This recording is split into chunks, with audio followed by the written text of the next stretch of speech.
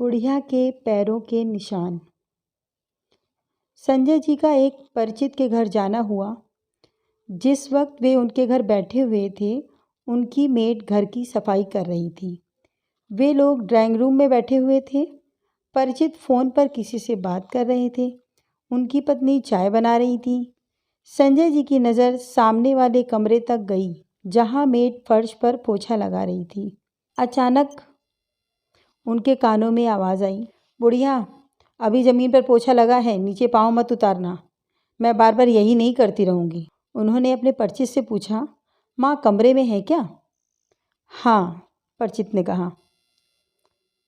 जब तक चाय बन रही है मैं माँ से मिल लेता हूँ। हाँ हाँ, लेकिन रुकिए, अभी भी शायद पोछा लगा है, सूख जाए फिर जाइएगा, परिचित ने कहा।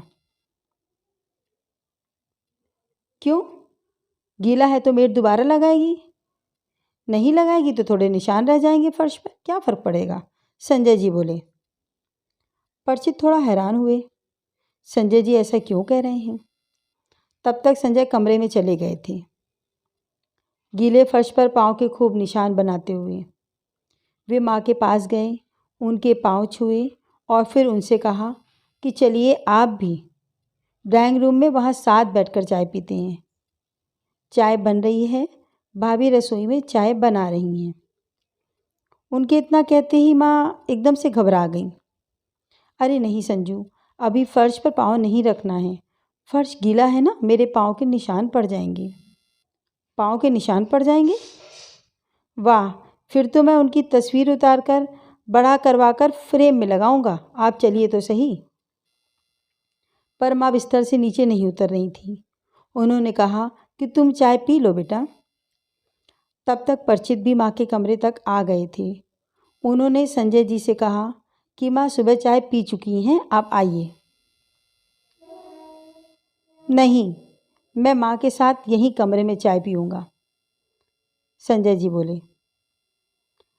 चमकते हुए टाइल्स पर जूते के निशान बयां कर रहे थे कि जानबूझकर ये निशान छोड़े गए हैं।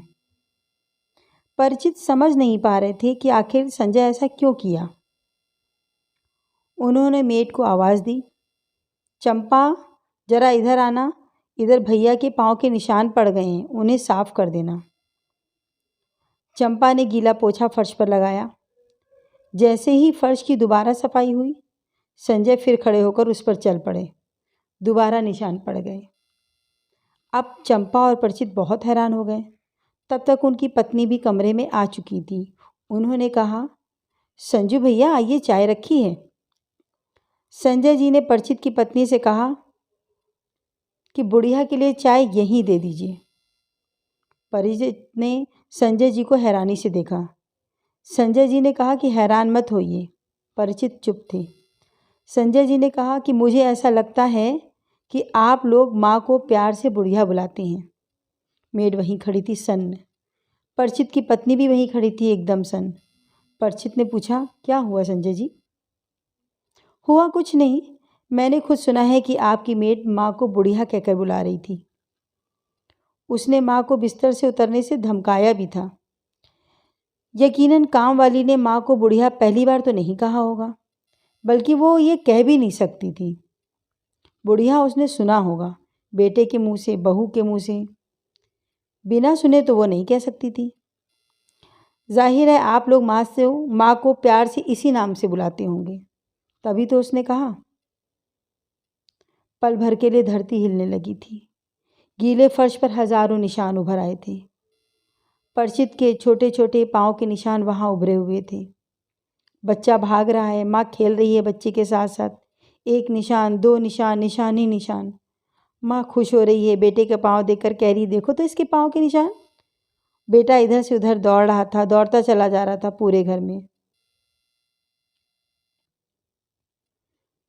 बूढ़ी माँ रो रही थी, बहू की आंखें झुकी हुई थी। चंपा चुप थी। भैया गलती हो गई, अब नहीं होगा ऐसा। संजय भैया, बहुत बड़ी भूल थी मेरी। परिचित अपनी आंखें पोंछ रहे थे। संजय जी चल पड़े, सिर्फ इतना कहकर कि उस फर्श को तो चूम लेना चाहिए जहां माँ के पाँव के निशान पड़े हैं। आप किस्मत वाले हो कि माँ है आपके पास। दोस्तों, माता पिता का होना ईश्वर के होने के बराबर है। आशा करती हूँ कि ये कहानी आपको अवश्य पसंद आई होगी। इस कहानी पर आपकी क्या राय है, कमेंट करके हमें ज़रूर बताइए। चैनल को सब्सक्राइब ज़रूर करिए। कहानी सुनने के लिए आपका बहुत बहुत धन्यवाद।